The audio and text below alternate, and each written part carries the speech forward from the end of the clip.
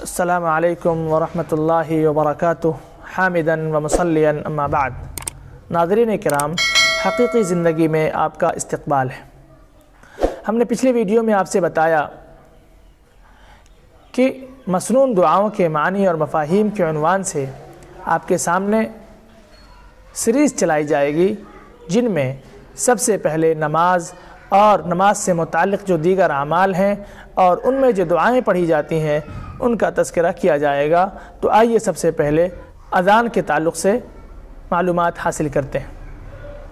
ایک مؤذن جب ندا لگاتے ہوئے اللہ اکبر کہتا ہے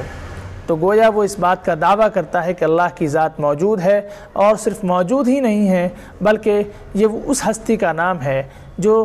تمام کائنات میں سب سے بڑی ہستی ہے، جس کے بالمقابل اور جس کا ہمسر پوری دنیا میں یا پوری سرشتے میں موجود نہیں ہے۔ اس کے بعد جب مؤذن اشہد ان لا الہ الا اللہ کہتا ہے تو گویا وہ اس بات کی گواہی دیتا ہے کہ اللہ رب العالمین کی ذات وہ ذات ہے جس کے علاوہ کوئی معبود برحق نہیں، صرف اور صرف اللہ رب العالمین کی ذات اکیلی ذات ہے جو عبادت کا مستحق اور عبادت کے لائق ہے۔ اس کے بعد جب مؤذن اشہد ان محمد رسول اللہ کہتا ہے تو گویا وہ اس بات کی گواہی دیتا ہے کہ محمد صلی اللہ علیہ وسلم اللہ کے رسول ہیں، اور لوگوں کے دلوں میں اس بات کا رسوخ پیدا کرنا چاہتا ہے، لوگوں کے دلوں میں اس بات کو بٹھانا چاہتا ہے کہ یہ وہ رسول ہیں جو سچے ہیں، یہ وہ رسول ہیں جن کی صداقت کی گواہی سابقہ کتابوں نے بھی دی، جن کی صداقت کی گواہی اللہ کے رسول صلی اللہ علیہ وسلم سے صادر ہونے والے معجزات نے بھی دی، جن میں سے ایک معجزہ قرآن کریم کی شکل میں اب تک ہمارے سامنے موجود ہے، جو انشاءاللہ العزیز رہتی دنیا تک قائم رہے گا۔ ناظرین کرام، اللہ کے رسول صلی اللہ علیہ وسلم ہماری طرح انسان ہیں، اس بات کا بھی اعتقاد رکھنا ہمارے ایمان کا حصہ ہے۔ اللہ کے رسول صلی اللہ علیہ وسلم کو اللہ رب العالمین نے سکھاتے ہوئے کہو انما انا بشر مثلکم یوحی الی، میں بھی تمہارے طرح انسان ہوں، لیکن فرق یہ ہے کہ مجھ پر وحی کی جاتی ہے اور تم پر وحی نہیں کی جاتی۔ یہ وہ رسول ہیں جن کے ذریعے ہم نے اللہ رب العالمین کی ربوبیت کو پہچانا، اللہ رب العالمین کی الوہیت کو پہچانا، اللہ رب العالمین کے جو دیگر صفات ہیں، اللہ رب العالمین کی جو دیگر خوبیاں ہیں، اللہ رب العالمین کے جو کمالات ہیں، ان تمام چیزوں سے ہم متعارف ہوئے۔ ناظرین کرام،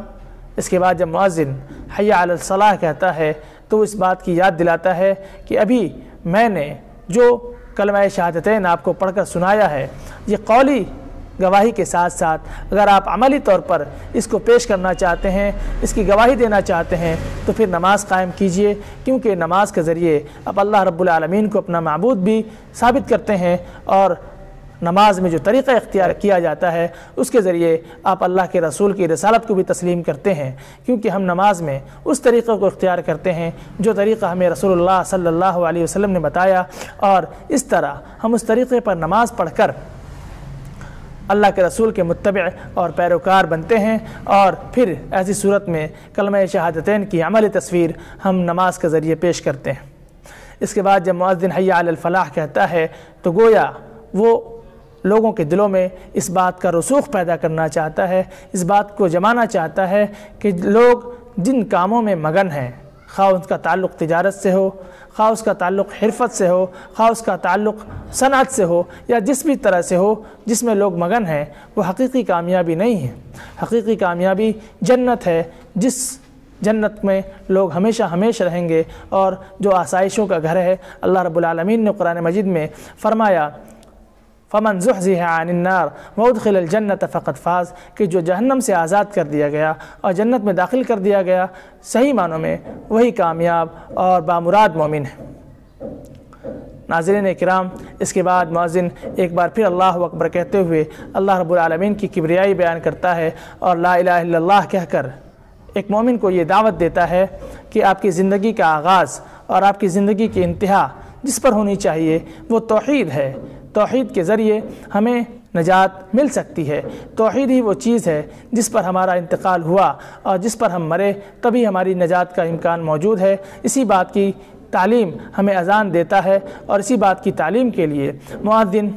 سب سے پہلے اللہ رب العالمین کا نام لیتا ہے اور سب سے آخر میں اللہ رب العالمین کا نام لیتا ہے۔ مؤذن جب الصلاۃ خیر من النوم کہتا ہے تو لوگوں کے دلوں میں اس بات کا رسوخ پیدا کرنا چاہتا ہے کہ یقینی معنوں میں نماز نیند سے بہتر ہے، کیونکہ جو شخص فجر سے پہلے 2 رکعت سنت پڑھتا ہے تو گویا کہ اس نے دنیا اور اس کے اندر موجود جتنی بھی چیزیں ہیں ان تمام چیزوں سے بڑھ کر ایک ایسی چیز حاصل کر لی جو تمام چیزوں سے بہتر ہے۔ اللہ کے رسول نے فرمایا رکعت الفجر خیر من الدنیا وما فیہا، کہ فجر کی 2 رکعتیں دنیا وما فیہا سے افضل اور بہتر ہے۔ ناظرین کرام، اسی طرح جب آپ غور کریں گے تو پھر اللہ کے رسول کی ایک حدیث بھی آپ کے سامنے آتی ہے، وہ کیا کہ من صلی الصبح فہو فی ذمۃ اللہ، کہ جو شخص صبح کی نماز